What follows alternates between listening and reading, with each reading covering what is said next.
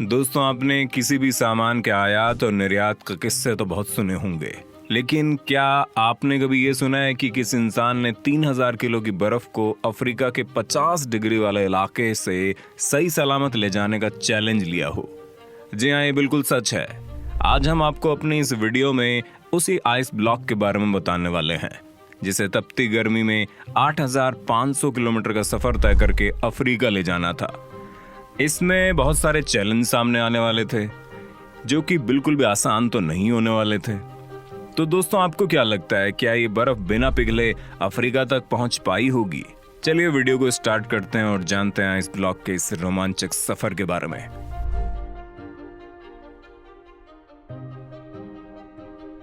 ये बात है 1959 की, जब पूरी दुनिया की निगाहें एक आइस ब्लॉक पर टिकी थी।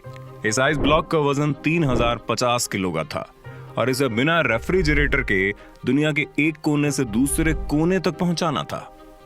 ट्रक के इस सफर का स्टार्टिंग पॉइंट होने वाला था नॉर्वे का मोइराना शहर और आखिर शहर था सेंट्रल अफ्रीका का लिब्रेविल। अब आप सोच रहे होंगे, आखिर ऐसा किया क्यों जा रहा था?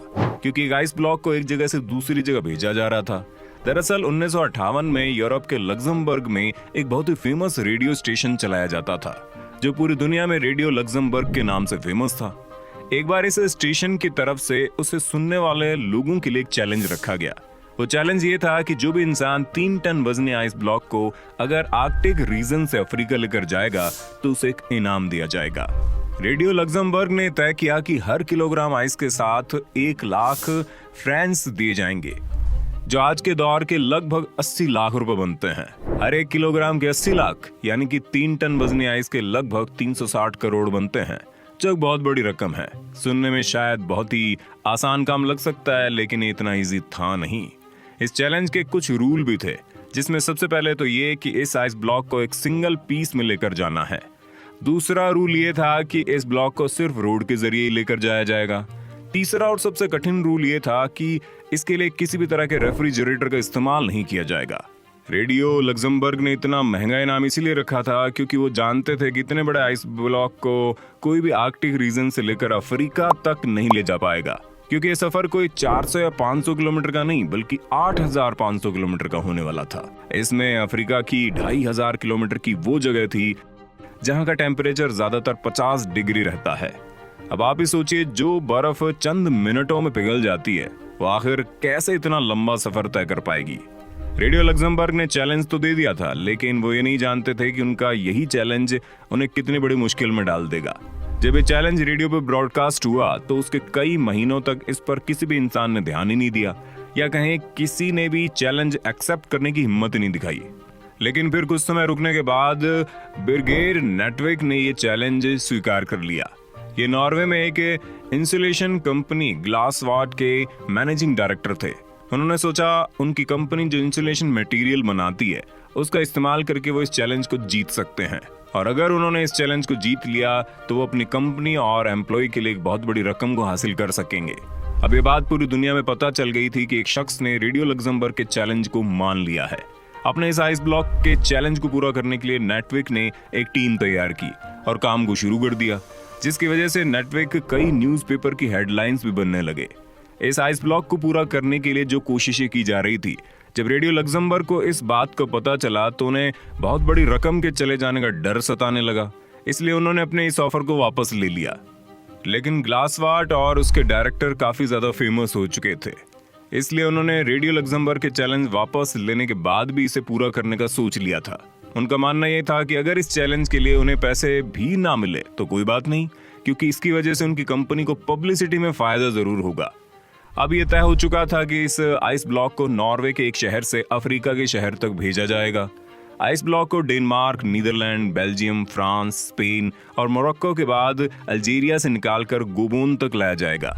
नेटवर्क की टीम में एक इंजीनियर, 4 ड्राइवर, एक ट्रक मैकेनिक और 2 कैमरामैन शामिल थे।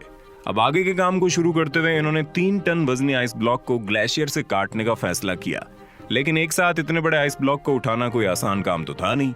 इसलिए उन्होंने 200 किलो के आइस ब्लॉक को काट काट कर हेलीकॉप्टर से नीचे भेजा और उन 200 किलो के ब्लॉक को नीचे लाकर दोबारा से फ्रीज किया गया, जिससे 3050 किलो का एक सिंगल ब्लॉक बनाया गया। नेटविक की इस मेहनत को मीडिया के अटेंशन भी मिल रही थी और इसलिए बहुत सी कंपनियों ने नेटविक के इस चैलेंज को पूरा करवाने के लिए उसे स्पॉन्सर करना भी शुरू कर दिया। एक तरफ शेल ने जहां उनका फ्यूल का जिम्मा लिया, तो वहीं स्कैनिया ने इन्हें ट्रक दिया जिसमें आइस ब्लॉक रखा जाना था। इसके बाद उस 3050 किलो के ब्लॉक को एक खास कंटेनर में डालकर ट्रक में रखा गया, जिसकी साइड्स में खास वूल से उसकी इंसुलेशन की गई। अच्छी तरह से इंसुलेट करने के बाद आखिर में सफर को 27 फरवरी 1959 को शुरू किया गया। जब ये जर्नी शुरू हुई तो उसका शुरुआती सफर काफी आसान था, क्योंकि शुरुआत में जो रास्ते थे वो काफी सही थे, मौसम भी बड़ा सुहावना था। सफर के दौरान जब भी ये ट्रक किसी भी जगह से गुजरता तो लोग इसे देखने और इसके स्वागत में वहां आकर खड़े हो जाते, क्योंकि इस आइस ब्लॉक चैलेंज ने मीडिया की वजह से काफी ज्यादा ध्यान खींच लिया था। इससे इनकी पब्लिसिटी में भी काफी इजाफा देखने को मिला। यहाँ तक कि जब ये ट्रक पेरिस के भीड़ भाड़ वाले इलाके से गुजरा तो वहां की पुलिस ने उन्हें स्पेशल प्रोटोकॉल के तहत सुरक्षा भी दी थी। इस सफर को लगभग 1 हफ्ते का समय हो गया था। अब इस ट्रक को क्रेन की मदद से एक शिप में रखा गया, क्योंकि अब इसे समंदर के रास्ते को पार करना था। जब ये ट्रक समंदर पार दूसरी तरफ पहुंचा तो हालात बिल्कुल ही अलग थे। अभी अफ्रीका की सड़कों पर आ चुका था, जहां दिन के समय ऐसी गर्मी होती थी कि अच्छे से अच्छा इंसान भी उस गर्मी में झुलस जाए। उस गर्मी में न सिर्फ बर्फ के पिघलने का डर था, बल्कि ट्रक के इंजन के खराब होने का भी डर था। साथ ही साथ यहाँ की गर्मी से बाकी साथियों की तबीयत खराब होने का खतरा भी था। इस आइस ब्लॉक के ट्रक को जितनी जल्दी पहुंचाने की कोशिश की जा रही थी, उतनी इसके रास्ते में रुकावटें आ रही थी। जिस वजह से ये ट्रक गुजर रहा था वहां का रास्ता भी ठीक नहीं था, जिसके चलते ट्रक बार बार मिट्टी में फंस जाता और उसे मिट्टी से निकालने में एक क्रू को कई घंटों का समय लग जाता था। सबसे महंगा आइस ब्लॉक चैलेंज अब लगातार बिगड़ता जा रहा था। एक तरफ जहां गर्मी और यहाँ के रास्ते थे, वहीं दूसरी तरफ सबसे बड़ी परेशानी ये हुई कि गर्मी ने आइस ब्लॉक को मेल्ट करना शुरू कर दिया। अगर क्रू यहाँ फंस जाती तो ना ही मिशन पूरा होता, ना ही इतनी मुश्किल से निकाली हुई बर्फ बच पाती। नेटविक की टीम ने इस चैलेंज को पूरा करने के लिए कई रातें रेत में स्लीपिंग बैग में सूकर गुजारी। धीरे धीरे समय भी निकलता जा रहा था। अब वो मुश्किलों से जूझते जूझते अपने आगे के सफर के लिए बढ़ते गए। आखिरकार अब मंजिल करीब आने लगी थी। ट्रक और क्रू बचे हुए आइस ब्लॉक के साथ 28 दिन का सफर तय करके लिब्रेविल पहुंच गए थे। वहां पहुंचने पर उनका काफी स्वागत हुआ, लेकिन सबको सिर्फ ये जानना था कि आखिर 28 दिन का इतना कठिन सफर तय करने के बाद उस कंटेनर में कितनी बर्फ बची है। जब उसे खोलकर देखा गया तो सब हैरान हो गए, क्योंकि नॉर्वे से निकलते वक्त आइस ब्लॉक का वजन 3050 किलो था, लेकिन इतने मुश्किल सफर के बाद उसका वजन 2714 किलो बचा था। यानी सिर्फ 336 किलो बर्फ ही रास्ते में पिघली थी, जबकि सारी की सारी एक सिंगल पीस में बिल्कुल सही थी। बेशक दोस्तों, रेडियो लग्जमबर्ग ने अपनी शर्त वापस ले ली हो, लेकिन फिर भी इस चैलेंज को पूरा किया गया और इस बर्फ को तोड़कर गैबोन के लोगों को दिया गया, जिन्होंने इससे पहले कभी बर्फ देखी ही नहीं थी। नेटविक को कोई इनाम तो नहीं मिला, लेकिन उनकी कंपनी की शेयर्स बुलंदियों पर पहुंच गए।